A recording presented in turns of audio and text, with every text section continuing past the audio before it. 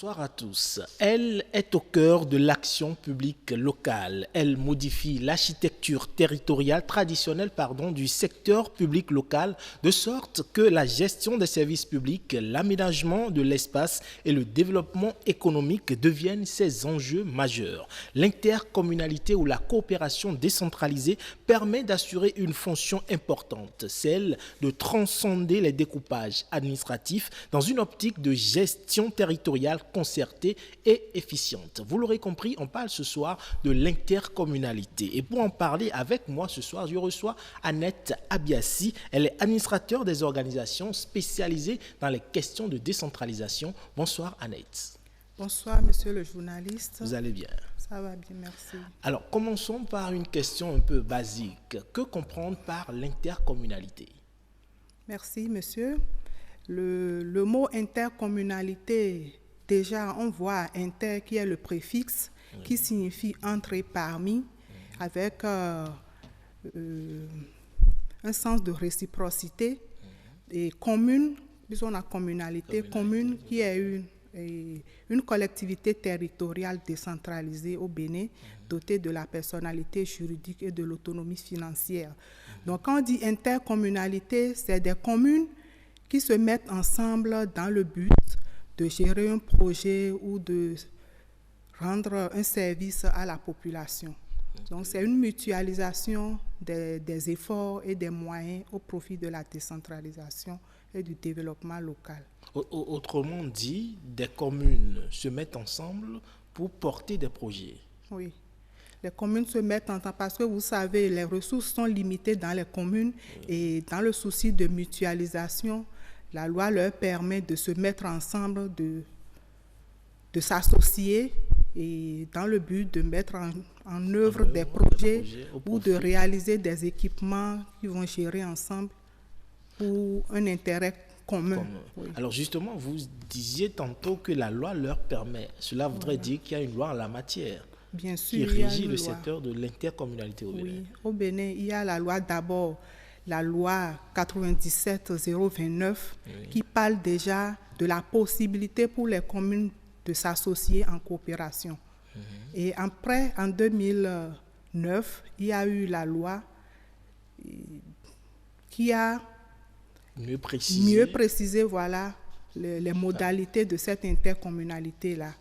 Alors, est-ce qu'au Bénin, je ne sais pas, vous dites depuis 2009, la loi existe déjà, ça fait quand même un bout de temps. Est-ce qu'il y a des communes déjà qui se sont conformées à cette mise en œuvre de l'intercommunalité?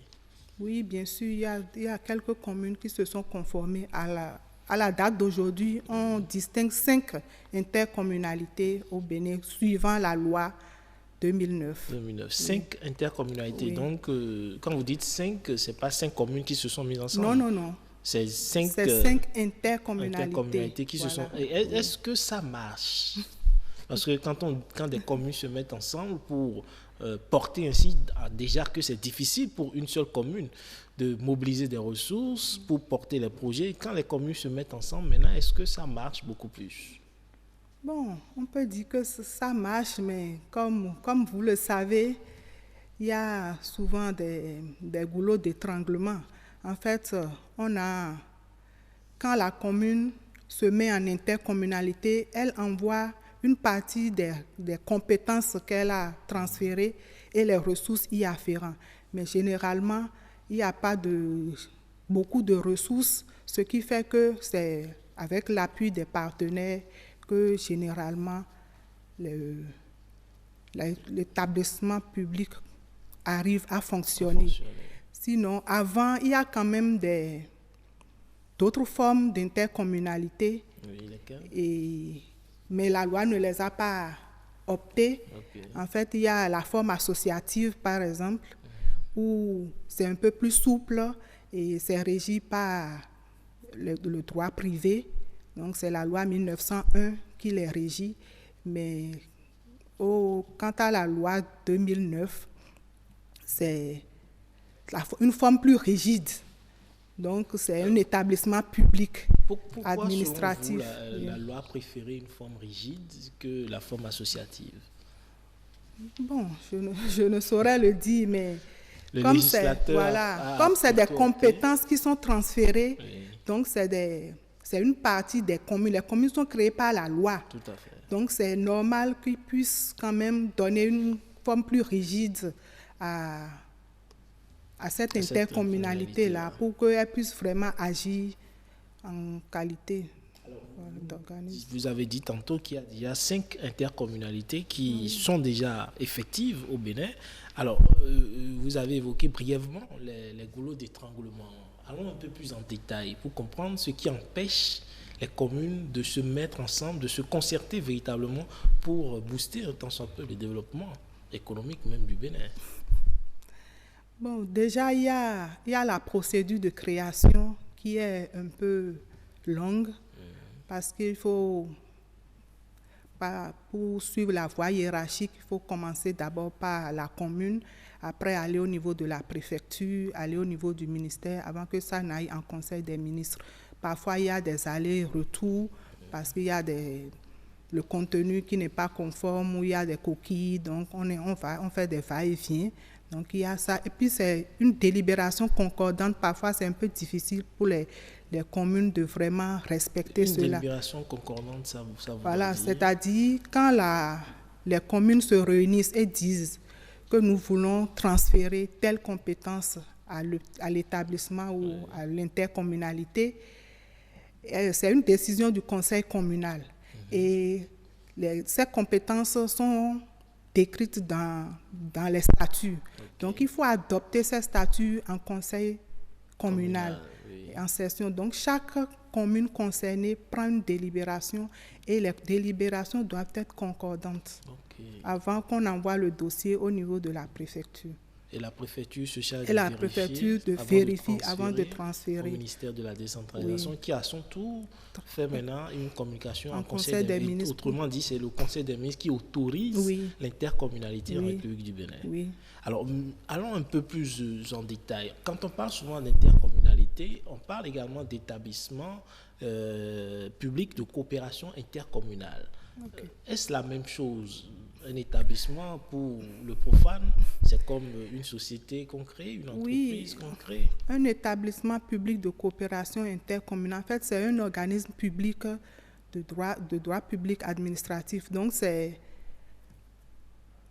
un autre niveau de décentralisation, on pourrait dire, parce que ça y ressemble presque, puisque c'est vrai, ils ont l'autonomie financière, mais les communes ne sont pas si libres que ça. Ils doivent avoir des autorisations au niveau de la tutelle parce que la préfecture demeure toujours leur tutelle. La tutelle, c'est toujours la préfecture. Et maintenant, en tant qu'établissement public, en fait, c'est la loi 2009-27 qui a opté pour cette forme.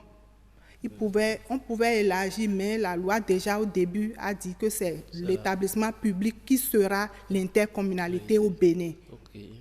Bien qu'il y ait déjà d'autres dynamiques en cours en ce moment-là déjà.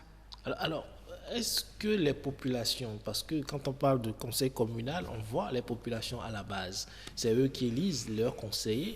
Est-ce que dans la mise en œuvre de l'intercommunalité, ces populations sont associées? Est-ce qu'on leur demande s'ils veulent laisser leurs compétences, ou plutôt la compétence de leur hôtel de ville, à une autre commune, à un établissement pour gérer? Est-ce qu'ils sont associés à cela? Oui, déjà au niveau des préliminaires, ils sont associés. Et la commune leur présente la vision qu'elle a. La commune présente cette vision-là et demande leur avis. Donc là, déjà, ils comprennent et ils acceptent. Et c'est en ce moment que la procédure commence. Et on va même jusqu'à faire une étude de faisabilité pour permettre aux forces vives de la commune et aux autorités de comprendre l'importance d'aller et de choisir quelles compétences ils pourront transférer à l'établissement. Est-ce qu'ils ont un droit de regard, ces populations-là, sur la façon dont c'est géré? Bon, généralement, l'établissement, quand est-ce que c'est géré, ça, ils rendent compte aux communes, c'est-à-dire au conseil communal. Donc, à travers le conseil, on se dit que les populations ont l'information. Et aussi, le projet qui est géré, c'est au profit des populations. Donc, on peut dire qu'ils sont les bénéficiaires. Justement, c'est parce qu'ils sont bénéficiaires qu'ils devraient avoir un droit de regard. Parce que les communes, habituellement, font ce qu'on appelle la réduction des comptes. Voilà. Est-ce que les établissements publics de coopération intercommunale ont l'obligation de faire également des réductions de comptes? Oui, en principe, ils devaient le faire. Mais comme vous le savez, c'est une initiative qui commence timidement, et c'est des établissements qui se cherchent. Mais là, le compte rendu, déjà, ils font des comptes rendus de leurs activités au niveau de la tutelle, au niveau du conseil. Et en principe, si ça fonctionne bien, pendant la reddition de comptes, le maire peut aussi faire un point sur l'avancée de l'intercommunalité à sa population. Donc voilà, mais au fil du temps, l'intercommunalité peut organiser elle-même sa reddition de comptes. Mais comme c'est plusieurs communes qui sont concernées, donc le maire est nécessairement une commune. Le président de l'intercommunalité est nécessairement une commune. Donc chaque maire, membre, doit rendre compte de ce que fait l'établissement au profit de la population. Mais vous avez évoqué ça brièvement, le président de l'établissement, comment ça se fait quand les maires se mettent ensemble? Après, ils font une nouvelle élection pour désigner, ou plutôt pour élire un président, où ils désignent en leur sein. Comment est-ce que les membres de cet établissement-là sont constitués jusqu'au niveau du président? Okay. Il faut dire que déjà dans les statuts, on stipule que chaque commune membre dégage tel nombre d'élus. Donc, y compris le maire. Donc, il peut être, si c'est 3, ça peut être le maire, un adjoint ou un conseiller simple. Et chaque commune sait combien de personnes, combien d'élus il doit envoyer au niveau de... Donc, au niveau du conseil communal, ils se réunissent et désignent par élection celui qui va remplacer, celui qui va participer au conseil de communauté. Et maintenant, tout ce monde, quand ils se réunissent au niveau du conseil de communauté, ils élisent en leur sein le président, 2 vice-présidents, au plus 3 pour là où il y a des communautés d'agglomération. Et ils mettent en place des commissions techniques et un service technique qui s'occupe des questions administratives. Et l'argent, ça se gère comment? Ça se cherche comment?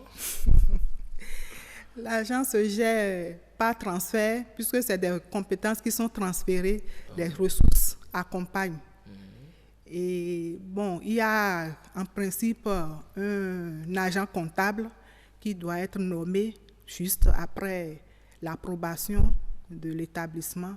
Et c'est cet agent comptable. Ils ont un compte. Il est nommé comment, l'agent comptable? Il est nommé par arrêté. Non, pas arrêté conjoint du ministre de la décentralisation et du ministre des Finances.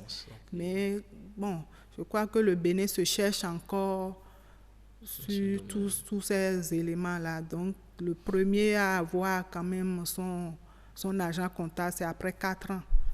Après la produit. Revenons un peu en arrière. On a 5 intercommunalités. Oui. Les 5 sont dotés d'agents comptables? Non. Ils fonctionnent comme des associations. Ils ont juste un comptable là, mais ils n'ont pas d'agent comptable. Agent comptable, c'est quelqu'un qui est assermenté par la Direction générale du Trésor de la comptabilité publique. Mais là, ça met à mal un peu la gestion.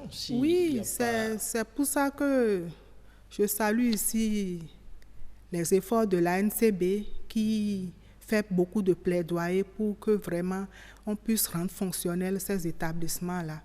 Parce que la loi a voulu qu'on mette en place ces structures, mais l'accompagnement ne suit pas toujours.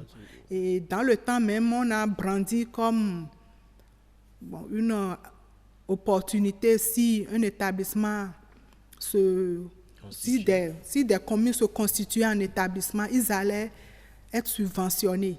Mais à l'heure actuelle, on dit que c'est les transferts de FADEC, par exemple, à la commune et de la commune à l'établissement. Donc, il n'y a pas d'appui direct. Il n'y a pas d'appui direct. C'est un peu difficile. Un peu difficile, voilà. Parce que vous savez, les ressources au niveau des communes peinent à être mobilisées. Et combien il faut mobiliser pour pouvoir transférer. Bon, C'est un peu compliqué. Et dans les 5 cas d'intercommunalité qui existent, est-ce qu'on a déjà des cas de réussite vraiment, quoi? Une intercommunalité qui a quand même pu ériger ou réaliser des infrastructures au profit des différentes populations qui font partie de cette intercommunalité. Vous avez des cas, des exemples précis? Oui, il y a des cas. Bon, le cas que je connais le plus, les deux cas, mais c'est beaucoup plus grâce aux partenaires, je vais le dire. Il y a les deux KP, le PCI de Pionco-Kérou Oui. et Donc l'intercommunalité peut faire appel à des partenaires oui, pour les aider dans la réalisation. Ils ont l'autonomie financière. Oui. Okay, d'accord. Alors, quels sont les domaines d'intervention des établissements publics de coopération intercommunale, où ces domaines sont précisés par les communes elles-mêmes? Oui, bon, déjà, on peut dire que toutes les compétences propres et les compétences partagées peuvent être transférées à une intercommunalité. Mais on demande à ce que la commune ne se dessaisisse pas de tout. Parce qu'il faut quand même que la commune fonctionne. Tout à fait. Donc, il y a cette possibilité-là. Et les statuts stipulent déjà les compétences qui seront transférées à l'établissement. Donc, c'est clairement défini dans les statuts de chaque établissement. Des exemples de ces domaines-là? L'eau, par exemple, là, je sais pas. Il y a l'eau, il y a la gestion des ordures, il y a les questions d'eau, il y a les questions de pistes, même l'élaboration des schémas directeurs intercommunaux, donc tous ces éléments. Mais les pièces administratives, par contre, n'en font pas partie. Les pièces administratives qu'on doit établir. Non, ça c'est une compétence déléguée. Oui. Donc ça ne peut pas être transféré. Alors aujourd'hui au Bénin, nous sommes à 77 communes. Oui. 77 communes. Si on doit aller vers l'intercommunalité, ces 77 communes, pensez-vous que l'intercommunalité pourrait permettre à ces différentes communes de se développer comme cela se doit? Oui, ils doivent se développer comme cela se doit, mais il faut voir la réalité de nos communes d'abord, parce que c'est quand même une initiative louable que de vouloir conjuguer les efforts pour un mieux-être. Mais il faut voir la base, là où les communes, d'où est-ce qu'ils partent et vers où est-ce qu'ils vont. Et c'est ça qui permet de voir où est-ce qu'on y est. Mais bon, avec peut-être un accompagnement de l'État, ça pourrait peut-être soulager un peu. Aurait-il fallu qu'en dehors des fonds qui soient alloués aux différentes communes, qu'il y ait un fonds spécial pour la mise en œuvre de l'intercommunalité? Oui, personnellement, je pense qu'il faut un fonds spécial pour l'intercommunalité. Parce que d'abord, ce n'est pas facile d'être ensemble. Et en plus de cela, parfois les compétences transférées n'ont pas de ressources directes comme ça qui permet de fonctionner. Donc il faut nécessairement un appui des partenaires et de l'État. Oui. En termes d'appui des partenaires, oui. L'intercommunalité, on sait que habituellement les communes habituellement se déplacent, les maires ou le conseil communal envoient des délégués qui vont à l'extérieur chercher des partenaires, chercher d'autres municipalités avec qui ils se mettent en partenariat. C'est pareil avec l'intercommunalité? L'intercommunalité peut avoir des partenaires de coopération décentralisée. Voilà. Avec les mairies. Oui. Ils peuvent l'avoir également avec des sociétés? Oui, bien sûr, avec des ONG, oui. Avec des structures privées. Et donc si je suis, par exemple, je représente une banque, par exemple, je peux contracter un partenariat avec une intercommunalité pour la mise en œuvre de certains projets? Oui, bien sûr. Il y a les emprunts, ils peuvent avoir des emprunts. Mais bon, c'est réglementé quand même. Oui. Et on n'est pas prêt d'y arriver. Tel que vous en parlez, c'est qu'on a encore du chemin à faire dans la mise en œuvre de l'intercommunalité. Je pense que oui, on a encore du chemin. Que faudra-t-il faire? Et il faut aussi renforcer la tutelle, la préfecture. Il faut renforcer les ministères qui sont en charge de cette question. surtout le ministère des Finances, parce que c'est nouveau. Donc, il faut un temps d'adaptation et de renforcement. Mais quand vous dites c'est nouveau, ça fait quand même 10 ans déjà. Hein? Oui, La 10 loi ans, date de mais... 2009, ça fait 10 ans. La décentralisation a démarré et ça fait un moment. 10 ans, c'est petit. Même en matière de décentralisation, 10 ans, 15 ans, c'est pas beaucoup. Donc, on a beaucoup de chemin encore devant Oui, nous. c'est comme un adolescent, il n'est pas encore à l'âge adulte. Pour y arriver. Voilà. Et donc, vous proposiez qu'on puisse... Non, qu'on puisse renforcer ces structures qui accompagnent les intercommunalités pour qu'il y ait quand même une célérité dans la création. On ne devrait pas également renforcer les élus locaux, parce que l'intercommunalité, comme vous l'avez dit, c'est de nouveaux tests, c'est une autre façon, une autre décentralisation, une autre forme de décentralisation, comme vous l'avez dit. Il ne faudrait-il pas également renforcer les capacités de ces élus locaux-là pour qu'ils appréhendent mieux la nécessité de l'intercommunalité? Bon, c'est une libre adhésion de l'intercommunalité. Et avant que la commune ne s'engage, elle doit pouvoir avoir l'information nécessaire pour s'engager. Donc, ce n'est pas automatique d'aller en intercommunalité. C'est une volonté manifestée de chaque commune d'y aller. Donc, dans cette volonté-là, si la commune n'est pas prête, elle peut ne pas y aller. Donc, le problème, c'est l'accompagnement, à mon avis. Les 117 communes savent-elles qu'il y a une telle opportunité? Oui, bien sûr. Oui, bien sûr. Pourtant, il y en a qui sont dans le processus, qui ont déjà fait leur dossier jusqu'à un certain niveau, mais à cause des allers-retours, ils sont encore en train de travailler sur ces dossiers-là. Certains sont en train de réfléchir à comment aller parce qu'ils ont d'autres formes d'intercommunalité. Donc, ils sont en train de voir comment se muer. Comment éviter la forme rigide imposée par la loi. Et bon, en temps, la NCB avait fait aussi un plaidoyer pour qu'on puisse alléger la création en tenant compte de la relecture des lois sur la décentralisation, comment alléger le processus pour que déjà au niveau des préfectures, au niveau du ministère, on puisse déjà approuver au lieu que ça aille jusqu'en conseil des ministres. Parce qu'on a le délai jusqu'au niveau du ministère, mais après, on n'a pas du tout la même mise sur cette procédure-là. Tout à fait. Parce qu'on peut enrôler et après, il y a des urgences, donc on reporte. Ou bien parfois, 2 établissements sont sur la même communication. Et comme il y a un qui a des problèmes, donc on attend on rejette les 2, voilà, et on attend que l'autre soit conforme avant de c'est beaucoup de difficultés quand même. Hein. Merci, Annette Abiassi. Je ne sais pas si vous avez quelque chose à ajouter, parce que nous tendons vers la fin de cet entretien. Non, je vous remercie pour cette opportunité que vous m'aviez donnée de partager mon expérience sur les intercommunalités au Bénin.